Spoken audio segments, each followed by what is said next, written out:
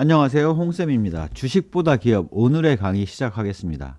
이전 강의에서 주식 가격과 주식 가치는 달라질 수 있다. 주식 가격은 양자 간의 거래를 통해서 확정된 수치이기 때문에 객관적으로 확인할 수 있는 수치인 반면 주식 가치는 사는 사람이든 파는 사람이든 주관적으로 생각하는 가치다라고 볼 수가 있죠. 그래서 동일한 10,000원을 놓고 누구는 싸다고 생각하기 때문에 사는 거고 누구는 비싸다고 생각하기 때문에 파는 사람이 존재를 하는 거죠.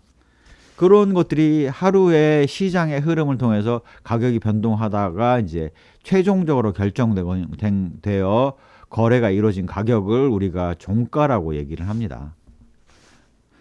자, 그러면 이러한 그 가치를 파악하기 위해서는 돈을 벌었느냐 안 벌었느냐, 앞으로 벌 거냐 안 벌 거냐가 가장 중요한 요소겠죠.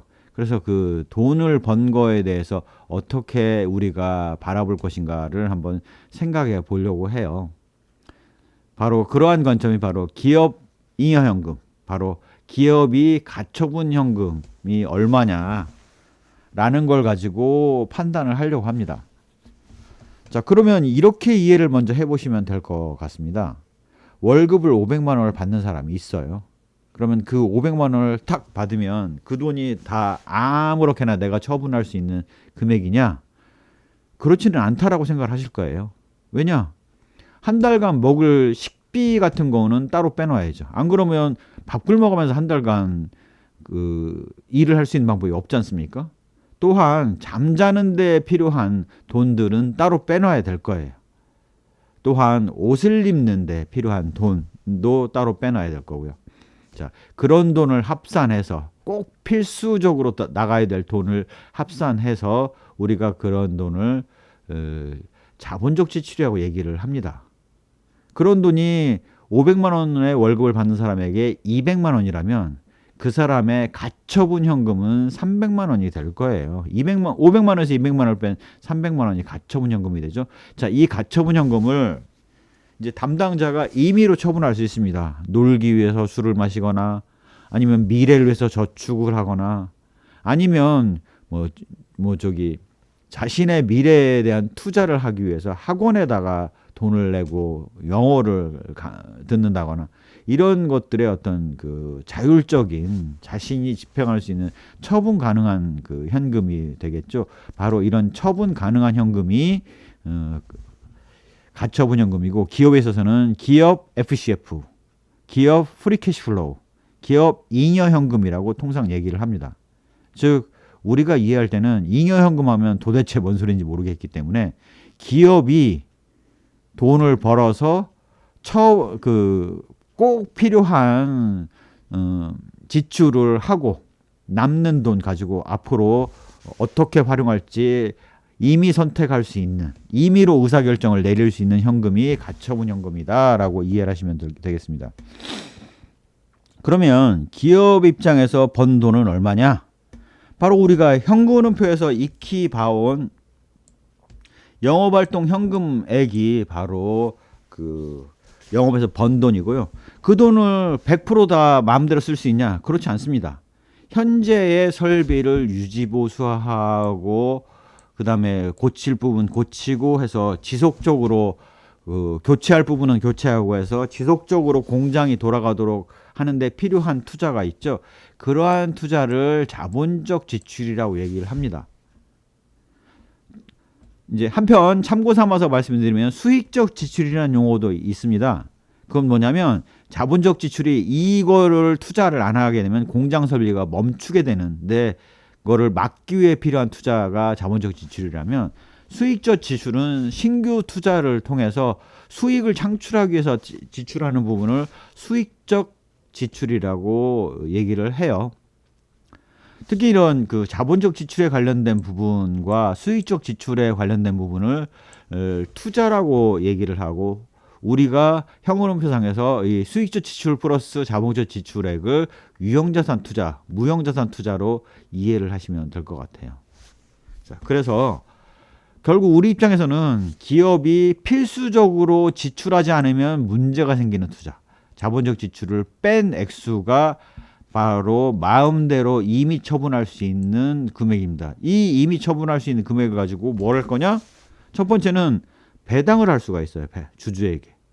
두 번째는 그다음에 임의로 그 차입금 상환을 할 수도 있어요. 세 번째는 신규 투자를 위해서 수익적 지출을 하기 위해서 자금을 모을 수도 있습니다. 자, 그렇기 때문에 배당금이라는 부분은 저기 이 잉여현금의 일부분만을 배당을 하기 때문에 배당금을 가지고 현재 가치화를 하면 기업 가치가 왜곡될 수가 있습니다. 자, 우리가 그러면 수익적 지출에 대해서 어떻게 봐야 될 거냐? 그러면 잉여현금을 갖고 신규 투자를 해서 차후에 그 기업의 가치를 올리는 데 썼다라고 볼 수 있습니다. 그러면 기업을 두 가지로 나눠서 볼 수 있겠죠. 자본적 지출을 뺀 나머지 전액을 배당으로 하는 기업이 있고, 자본적 지출에 해당되는 하고 남는 금액 전액을 수익적 지출로 하는 회사가 있을 거예요. 그러면 그 둘의 가치가 달라야 되느냐? 같아야 됩니다. 왜 같아야 되느냐? 주주 입장에서는 배당 받은 돈을 유사한 기업에 재투자를 했다라고 가정을 해야지 동일한 비교가 가능하겠죠. 그래서 재투자를 했다 하면 수익적 지출에 투자를 한 것과 같은 효과를 낼 수가 있고, 그 둘의 값이 다르다면, 합리적인 투자를 했다면 그 둘의 값이 다르다면 아비트라지가 발생을 해요.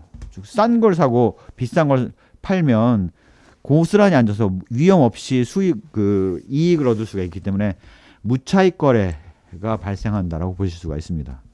즉 기업의 가치를 제대로 측정하기 위해서는 바로 잉여현금이라는 가처분 현금을 가지고 그걸 현재 가치화해서 가치를 매겼을 때만이 주식의 가치, 바로 기업의 가치인 시가총액을 제대로 측정할 수 있는 거죠. 주가를 하겠다 그러면 주당 영업활동연금, 주당 자본적 지출을 계산해야 되기 때문에 주당 잉여현금을 계산해서 그거를 할인하면 바로 주가가 된다라고 말씀드릴 수가 있습니다. 굉장히 좀 내용이 어려워졌죠. 그래서 이 부분에 대한 이해를 하기 위해서는 초보자분들은 꾸준히 반복해서 들으셔야 됩니다. 아마 전문가나 이제 중급자 이상의 경우는 제가 지금 드린 말씀으로도 충분히 이해를 하실 수가 있을 거예요. 그래서 초보자분들은 내용이 어려워졌다라고 포기하지 마시고 반복해서 들어보시기 바랍니다. 특히 제가 월급을 통해서 500만 원을 받았을 때 꼭 필요한 지출이 200만 원 정도가 필요하면 나머지 300만 원만이 내가 가처분 현금이고, 나의 주가를 매긴다면 바로 300만 원에 매년 받는 금액에 대해서 현재 가치로 할인을 하면 나의 현재 가치를 알 수 있다라고 강조해서 말씀드릴 수가 있을 것 같아요. 자, 우리나라의 경우는 개별 기업의 별도 재무제표라든가 이런 것들을 통해서 현금표상의 영업활동 현금을 모두 다 개별 기업, 소속 기업들까지도 외부 감사를 받았다면 알 수 있습니다. 하지만 미국은 연결납세 제도를 쓰면서 연결 재무제표만 존재하고 개별 기업에 대한 정보가 존재하지 않을 수가 있거든요. 공표가 되지 않을 수가 있습니다. 그래서 이제 간편법을 쓸 수밖에 없어요. 자, 그래서 영업활동 현금의 현금표상의 내역을 잘 내려와서 구분을 해보면, 일단 먼저 당기순이익에 무엇을 더하냐면 현금이 나가지 않은 비용을 더하고 현금이 들어오지 않은 수익을 빼줍니다. 그 다음에 운전자본의 증감을 빼주고, 그 다음에 이자와 세금을 더해주죠. 이게 의미하는 바는 그 기말 시점에 실질적으로 보유 현금을 역산해내기 위해서 이런 수식을 썼다라고 보시면 되죠. 좌우간 12월 31일 시점에 딱 계좌를 막고 현재 기업이 현금을 얼마 들고 있는지를 계산해 보면 이런 식으로 결과가 나올 수밖에 없겠죠. 기말에 딱 닥쳐서 세금을 낸 게 아니지 않습니까? 기말에 딱 닥쳐서 이자를 낸 게 아니잖아요. 그래서 이런 모습으로 이해를 할 수 있습니다. 자, 그런데 계속적으로 기업을 운영한다라고 가정을 하면 당기순이익에다가 비연금 비용 중에서는 감가상각비와 무형자산상각비, 대손상각비를 제외한 나머지 비용들은 자연히 시간 경과에 따라서 지불이 되는 비용이에요. 이 중에서 감가상각비와 무형자산상각비를 제외한 나머지는 자연스럽게 시간 경과에 따라서 지급이 돼야 되는 비용이에요. 그 다음에 비연금 유익수익도 시간이 지남에 따라서 들어와 오는 돈이에요. 정상적인 기업이라면요. 운전자본 증감도 정상적인 기업이라면 사용이 되고 나갈 돈 내지는 회수될 돈들의 모습이라고 생각하실 수가 있습니다. 즉 우리가 계속 기업을 한다라는 가정하에서 순수하게 남는 돈은 뭐와 같냐면 바로 당기순이익에 감가상각비와 무형자산상각비를 더한 돈 플러스 아직 나가지 않은 이자와 세금 된 부분만이 남아있다라고 보시면 될 것 같아요. 자, 그런데 조금 더 나가서 당기순이익이 뭘로 구성되어 있냐? 그러면 손익계산 항목을 잘 보시면 당기순이익은 영업이익에다가 기타 수익과 기타 비용을 순액을 계산을 하고 기타 수익을 더해주고 기타 비용을 빼고 이자와 세금을 내고 남은 돈이죠. 물론 중단사업손익은 기타 수익이라고 기타 수익 비용으로 나눴다라고 이해를 하시면 될 것 같아요. 자, 그런데 우리가 향후 기업이 획득할 현금이 얼마냐라는 걸 알고 싶어 하는 거는 과거 일회성으로 발생된 비용이 얼마냐, 과거 일회성으로 얻은 수익이 얼마냐라는 것들은 우리가 미래니까 알 수가 없죠. 다만 영업이익은 상대적으로 안정적으로 뭐 늘어난다든가 줄어든다든가라서 관심사항은 주로 이 영업이익이 됩니다. 미래를 예상할 때 일회성 비용이 얼마가 어떻게 발생할 수 알지 알 수 없기 때문에 이러한 액수들은 영원이라고 계산을 하는 거죠. 이자와 세금 부분은 영업이익에 따른 발생한 이자와 세금을 낸다라고 가정을 하는 거고요. 그래서 예측 불가능한 기타 수익, 기타 비용 얘네들을 0이라고 가정을 하고 기업의 예상되는 당기순이익을 전망하게 되면 당기순이익은 영업이익에서 이자와 세금 이 액수와는 좀 차이가 나죠. 왜냐? 영업이익에 따른 이자와 세금이기 때문에 그렇습니다.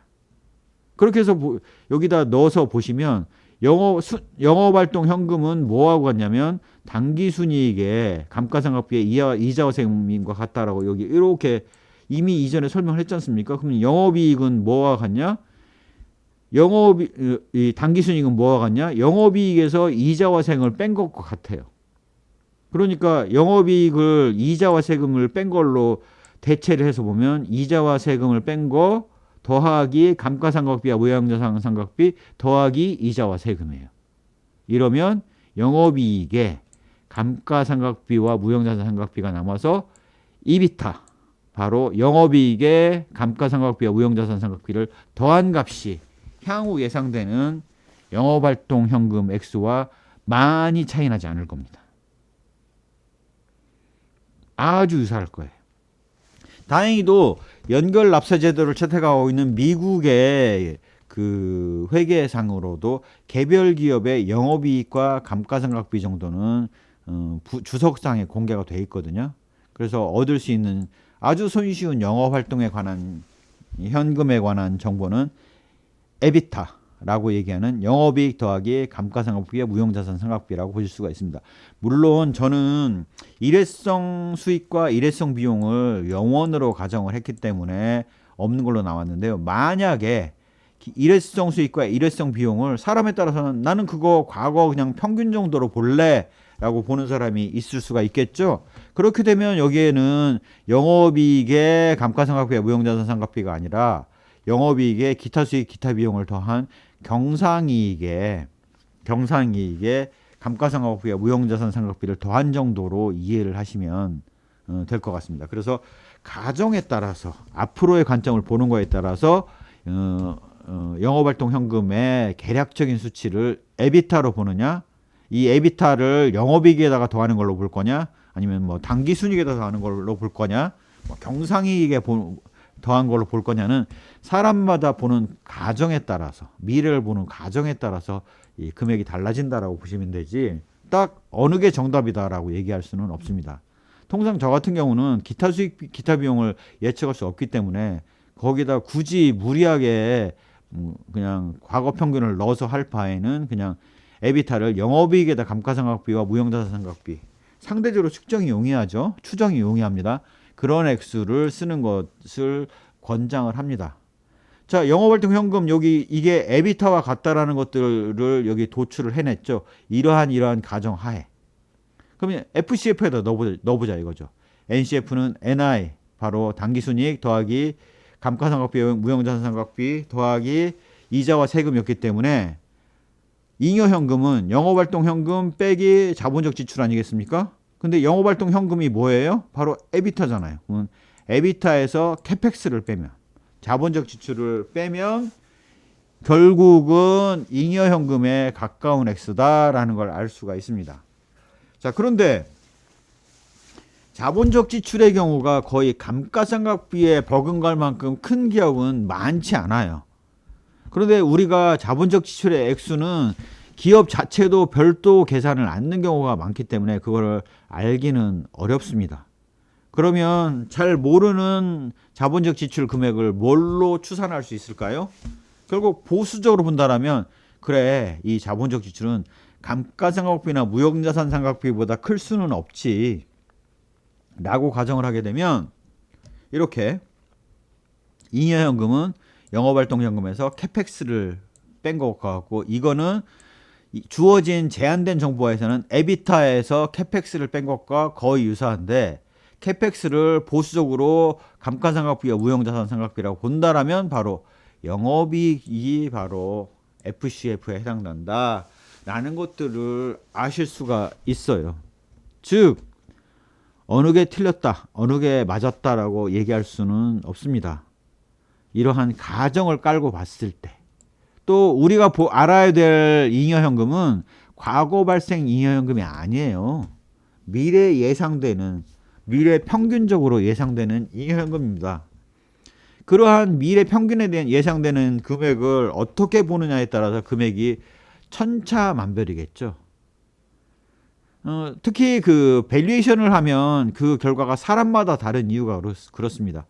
우리가 밸류에이션에 사용되는 잉여현금, 가처분 현금은 기업 FCF는 미래 평균적으로 항구적으로 들어올 거라고 예상되는 평균적인 캐시플로우를 얘기를 하는 거라서 과거 실적으로 나온 금액과는 다를 수가 있습니다. 특히 고성장 기업의 예상되는 평균적인 프리 캐시플로우는 현재 실적보다 높은 반면 앞으로 쇠퇴가 예상되는 기업의 평균적으로 예상되는 프리 캐시플로우는 작을 수밖에 없죠. 그런 것들을 감안해서 봐야지 과거 실적 직전 실적 대비해서 뭐 퍼를 계산을 하거나 아니면 뭐 프리 캐시플로우를 계산하거나 이것들을 쓴다 함은 현재의 기업이 앞으로 성장하거나 쇠퇴하지 않고 현재 유지하고 있는 현재의 상황을 유지해 나간다는 전제 하에서 계산된 금액이다. 그러면 한번 역으로 여쭤보죠. 지금 투자하신 기업들이 앞으로도 현재 정도를 유지할 거라고 가정을 하고 그 기업에 투자를 하시나요? 아니죠. 뭐 2차 산업 같은 경우는 앞으로 고도 성장 예상되기 때문에 현재의 잉여현금을 계산을 했다라면 그것이 미래에 꾸준히 지속된다라고 가정하는 것은 대단히 보수적이고 과도하게 보수적인 관점일 거라고 생각하실 거예요. 투자하신 분들은. 반면 뭐 저기 유해 산업이라든가 앞으로 어떤 성장 가능성이 낮아 보이는 그 쇠퇴하는 산업 쪽의 것들을 갖고 있다면 직전 연도의 그 프리 캐시 플로우를 계산한 결과를 그대로 적용한다라면 과대평가하게 되죠. 막말로 얘기하면 퍼가 낮아서 싼 주식처럼 보입니다. 성장 가능성이 높은 기업은 퍼가 높아서 비싸게 보이는 거죠. 그래서 그 주가에 대한 밸류에이션을 할 때는 과거 실적을 기준으로 하지 않고 향후 발생 가능한, 향후 예상되는 평균적인 캐시플로우를 쓰는 것이라서 그대로 적용하는 것들은 한계가 있다라는 정도를 말씀드리고 싶어요. 지금 이러한 내용들을 그 설명을 들으시면 와, 어렵다, 도대체 뭔 소리인지 모르겠다라고 생각되실 수가 있습니다.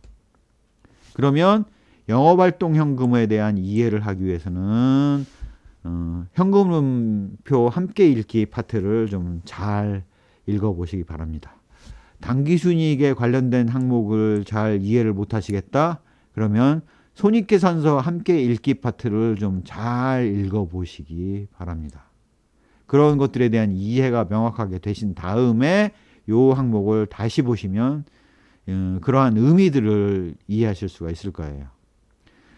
자, 오늘의 강의는 아마 이 파트에서 두 번째로 어려운 파트이고, 수식에 대한 이해를 하기 위해서는 이미 이전 강의에서 살펴본 손익계산서 함께 읽기, 현금흐름표 함께 읽기 파트에 대한 이해가 잘 되셔야 됩니다. 그래서 만약에 이해가 제대로 안 되셨다면 다시 한번 그 부분을 복습을 하시고 기업의 잉여현금, 제가 가처분 현금이라고 강조해서 말씀드리는 기업의 잉여현금의 파트를 다시 한번 살펴보시기 바랍니다. 제 강의가 도움이 되셨다면 구독, 좋아요, 알람 설정 부탁드리겠습니다. 포기하지 마시기 바랍니다. 몇몇의 어려운 과정을 거치고 나면 많은 것들이 정말 손쉽게 이해되고 기업의 실질을 보실 수 있다는 점들을 강조해서 말씀을 드립니다. 예, 감사합니다.